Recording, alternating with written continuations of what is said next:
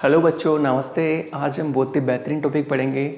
जो हमारा टॉपिक रहने वाला है वो बहुत ख़ास टॉपिक है। आप देखिएगा, ध्यान से सुनिएगा। हमने लास्ट टाइम ये पढ़ा। अगर आपको इसमें किसी प्रकार की कोई समस्या है तो मुझे कमेंट बॉक्स में ज़रूर बताएं, हम उसका समाधान आपको वहाँ पे कर देंगे। ठीक है जी। आज हम पढ़ेंगे लॉ ऑफ डोमिनेंस। ठीक है जी। प्रभाविता का नियम क्या होता है, आइए देखते हैं। ठीक है जी। तो उससे पहले हमें इसको साफ करना होगा।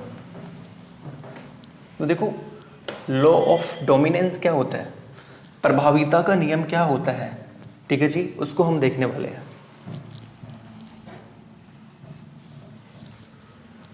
तो हमें सबसे पहले मेंडल के सारे लॉ पता होने चाहिए ना, तभी हम मेंडल को अच्छे से समझ पाएंगे कि मेंडल क्या कहना चाहता है। ठीक है जी। तो आइए देखते हैं।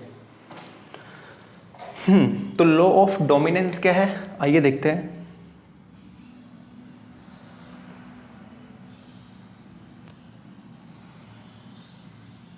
ये लो जी, ये मेरे पास क्या है बताइए। ये मेरे पास सेल है। आप ये नॉर्मल बॉडी सेल है, आपकी नॉर्मल बॉडी सेल है ये। ठीक है जी। अच्छा जी, मैंने इसमें कुछ बनाने जा रहा हूँ, आप देखिए ध्यान से। मैंने यहाँ पे कुछ ऐसी कंडीशन बनाई।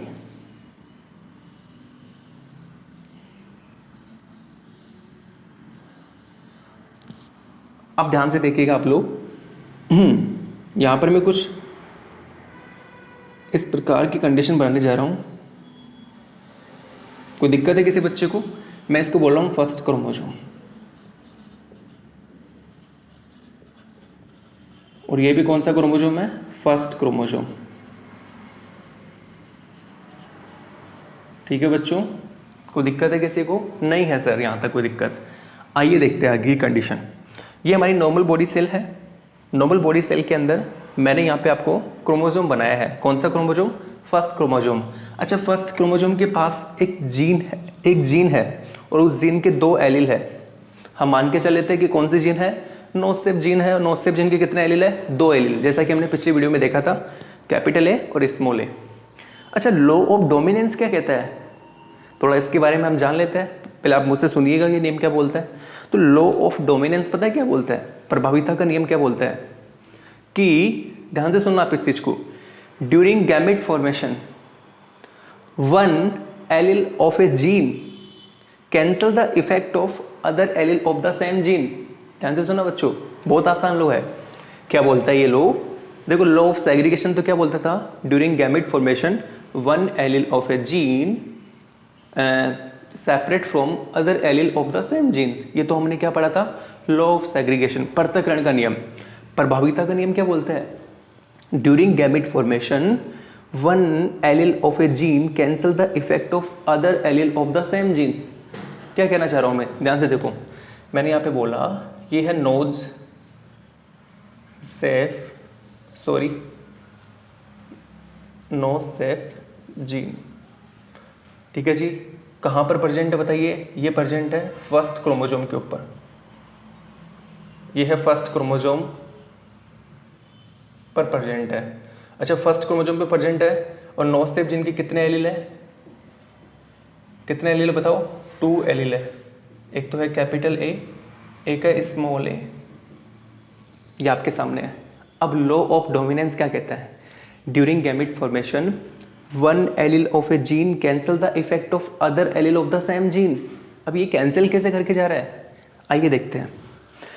मैंने कहा, जब मैंने यहाँ पर देखा इस वाले के पास, तो मैंने देखा कि इस एलील की बात कर रहा हूँ मैं, इस एलील की कुछ पॉइंट लिखने जा रहा हूँ मैं यहाँ पे। इस एलील की ट्रांसक्रिप्शन रेट जो है ना, वो क्या है, हाई है। ट्रांसक्रिप्शन रेट का मतलब समझते हो आप लोग? ट्रांसक्रिप्शन क्या होता है, formation of RNA from DNA. तो इस एलील की जो ट्रांसक्रिप्शन रेट है वो क्या है, हाई है। अच्छा जी, तो ट्रांसक्रिप्शन क्या होता है आपको पता होना चाहिए, formation of RNA from DNA. साथ ही इस एलील की जो ट्रांसलेशन रेट है वो भी क्या है, हाई है। ट्रांसलेशन का मतलब क्या होता है, formation of protein from RNA is known as translation. ठीक है जी।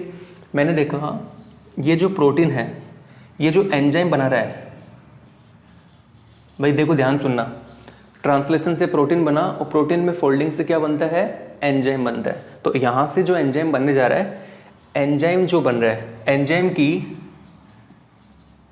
डिग्रेडेशन पावर जो है, डिग्रेडेशन पावर जो है वो क्या है, लो है, कम है। और एंजाइम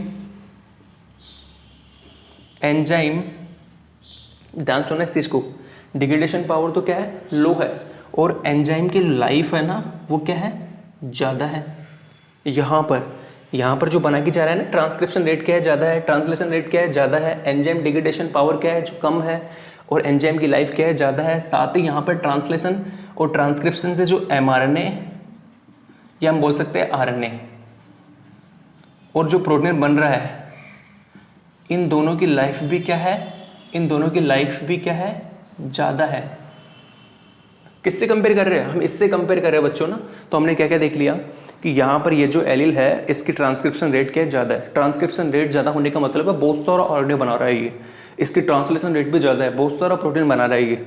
एंजाइम डिग्रेडेशन पावर कम है, एंजाइम बहुत कम डिग्रेड हो रहे हैं। अब ध्यान से सुनना, मान लो यहाँ पे ये एंजाइम है, ये एंजाइम बना यहाँ पे, ट्रांसक्रिप्शन, ट्रांसलेशन और फोल्डिंग से एंजाइम बना। इस एंजाइम का काम है कि वाइट को क्या करेगा, ये वाइट को ब्रेक करेगा और रेड कलर देगा ये। तो अब देखो इसकी डिग्रेडेशन पावर क्या है, कम है, खुद के टूटने की पावर कम है, और इसकी लाइफ क्या है, अच्छी खासी है। तो यहाँ पर ये वाइट को रेड में कन्वर्ट करता जाएगा, कोई दिक्कत ही नहीं आएगी। चलो जी, एंजाइम की लाइफ भी क्या है, ज़्यादा है, RNA की लाइफ भी क्या है, ज़्यादा है, प्रोटीन जो बन रहा है उसकी लाइफ भी क्या है, ज़्यादा है। लेकिन मैंने इससे पूछा, ये वाला जो एलील था, इसने कहा कि मेरी जो ट्रांसक्रिप्शन रेट है वो क्या है, लो है, ट्रांसलेशन रेट भी क्या है मेरी, लो है। इसने कहा कि मेरी एंजाइम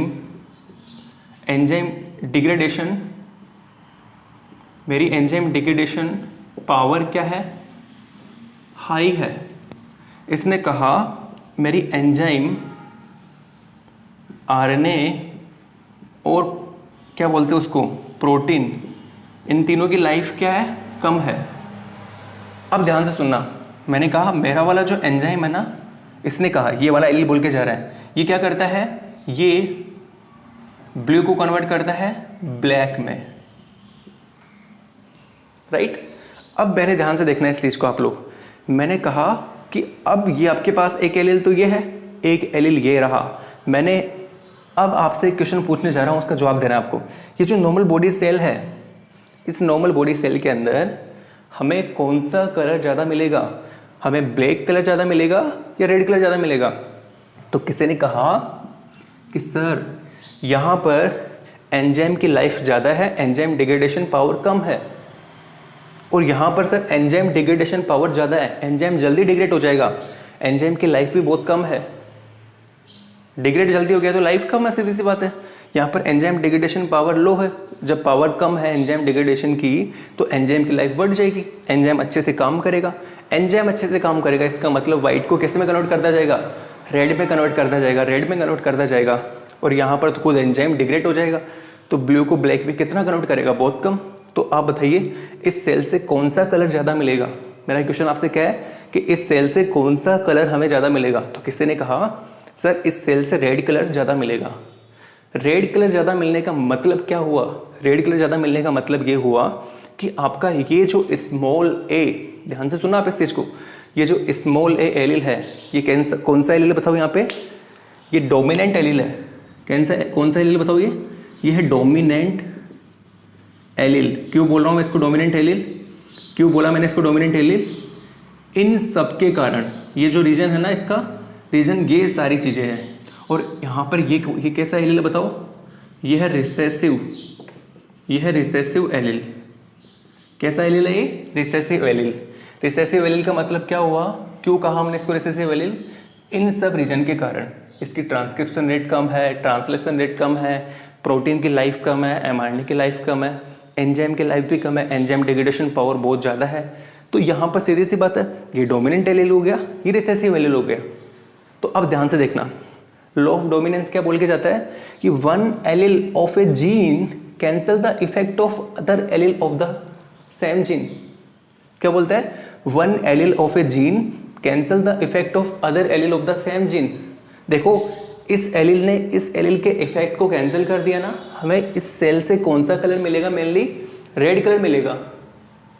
देखो ब्लू ब्लैक कलर भी आएगा, ऐसी बात नहीं ब्लैक कलर नहीं आएगा, ब्लैक कलर आएगा, लेकिन इस वाले एलील ने, क्योंकि इसकी ये सब कुछ हाई है, translation, transcription, enzyme, protein, mRNA सब कुछ हाई है, तो याद रखना ये वाला जो एलील है ये डोमिनेंट एलील है, तो ये इसके इफेक्ट को कम कर देगा और हमें सेल से केवल कौन सा कलर दिखाई देगा, रेड कलर।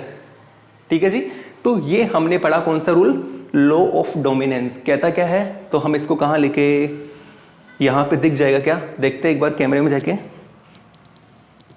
बिल्कुल, तो हम इसको यहां लिख सकते हैं। क्या बोलता है ये लॉ, लिख लेते हैं यहां पे, during gamete formation one allele, ऊपर कर देता हूं इसको, of A gene cancel the effect, यहां लिख देता हूं, ऑफ द सेम, क्या बोला मैंने, during gamete formation one allele of A gene cancel the effect of other allele, cancel the effect of other allele of the same gene, इसे को हम क्या बोलते हैं, लॉ ऑफ डोमिनेंस। ठीक है, हिंदी में बोले तो प्रभाविता का नियम। तो ये क्या हो गया, लॉ ऑफ डोमिनेंस। ठीक है जी, इसको हिंदी में क्या बोलते हैं, प्रभाविता, प्रभाविता। ठीक है, तो प्रभाविता का नियम लिख लो रे, यहाँ लिखो तो ये लो जी, तो हमने प्रभाविता का नियम आपको क्लियर कर दिया है, राइट। अब मिलते हैं अगली वीडियो में। अगर आपको वीडियो पसंद आता है, आपके डाउट सोल्व हो रहे हैं, आपके कॉन्सेप्ट क्लियर हो रहे हैं, तो प्लीज़ हमें कमेंट करके ज़रूर बताइए। आपके लाइक्स के लिए हम इंतज़ार में बैठे हुए हैं, नई वीडियो लेके आएंगे आपके लिए। तब तक के लिए मिलते हैं, तब तक के लिए पढ़ते रहिए इसी प्रकार से। गुड बाय, अरे गुड बाय नहीं, बाय।